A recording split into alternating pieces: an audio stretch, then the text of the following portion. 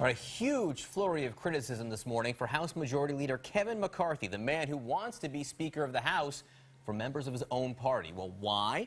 He linked Hillary Clinton's dropping poll numbers to the long-running investigation into the Benghazi attacks. In other words, critics say he made it all sound political. Here's Kevin McCarthy from this week. Listen.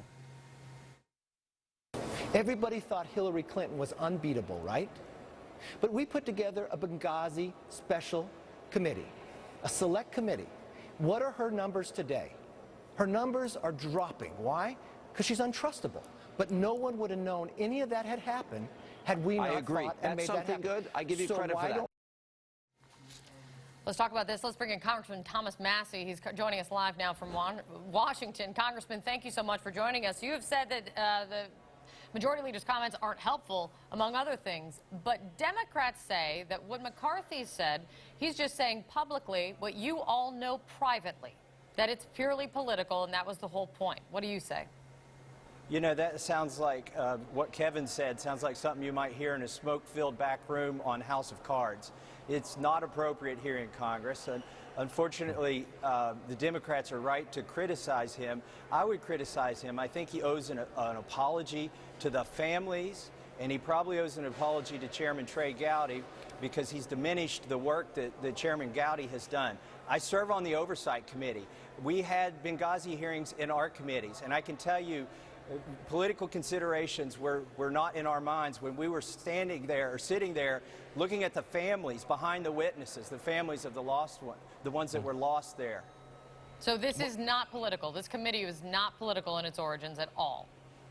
Chairman Gowdy has no political intentions with this committee. In fact, a lot of people, a lot of partisans have complained that he hasn't had more public hearings. But he's doing the work behind the scenes. He's not trying to make a circus out of it. He's a real prosecutor, and he knows how to do the job, and that's collecting the facts. That's primarily what he's been doing.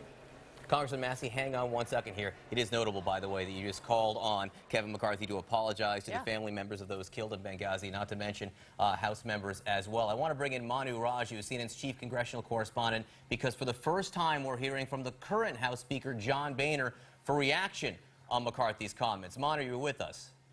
Yes, I am, and this is John Boehner just released a statement essentially saying that the Benghazi committee was not created for political purposes, had nothing to do with Secretary Clinton, and it also that it was simply designed to get to the truth of the matter, the heart of the matter, which was what happened in that tragic 2012 attack that left 4 Americans dead and what happened there. But the fact that the Speaker had to come out and make these statements today just shows how politically damaging these comments that Kevin McCarthy has made. It's given Republicans, given Democrats fodder to argue that this is a political investigation and that the reason why Republicans have been doing this all along is simply to tarnish Hillary Clinton. And it also it comes at a key time for Kevin McCarthy. Of course, he is trying to ascend to become the next House Speaker. He does appear to be the likely next Speaker of the House. But this is something that raises questions about whether he can be an effective messenger for the party. And that's something that a lot of folks are starting to question, like Mr. Massie, who also supports McCarthy's opponent. Boehner did not address Kevin McCarthy in his statement. He simply asserted that this was an investigation done to get to the facts, but not for political reasons. We'll see if that's able to tamp down the criticism we've been hearing over the last couple of days here, guys.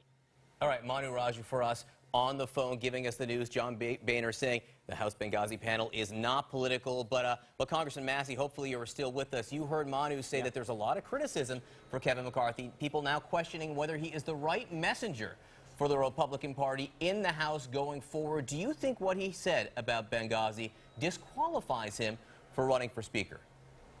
I think he certainly needs to reread the job description for Speaker of the House because it's not to denigrate Democrats or to turn our hearings into political charades. Congressman, I want to ask you, you obviously are supportive of Trey Gowdy, the chairman of this congressional investigation, the man leading the charge on this. I want to ask you, I've seen statement after statement coming out from Democrats. Harry Reid, the top Democrat in the Senate, just the latest one, saying that it is unconscionable that the U.S. House of Representatives is continuing to use millions of dollars in taxpayer funds for political purposes, in his view. We urge you to immediately disband the Select Committee on Benghazi. This is a letter that he sent to John Boehner. I'm sure you say, I know you will say, that is not going to happen and shouldn't happen, but can you put the genie back in the bottle here? It is politically damaging, or John Boehner would not have had to come out to issue a statement just now. Can you put the genie back in the bottle on this? Look, our investigation to find the truth for these families should not be a casualty of a political misstatement in the media. And unfortunately, that's what the majority leader did. He's interviewing for the top Republican job position right now, and I think he's not doing a good job on this interview. That when the spotlight's turned on, his messaging is not on. Congressman Massie, thank you so much for being with us. Really Thank you. appreciate your time, sir. Thank you very much, John and Kate. Thank you. We have more breaking news for you.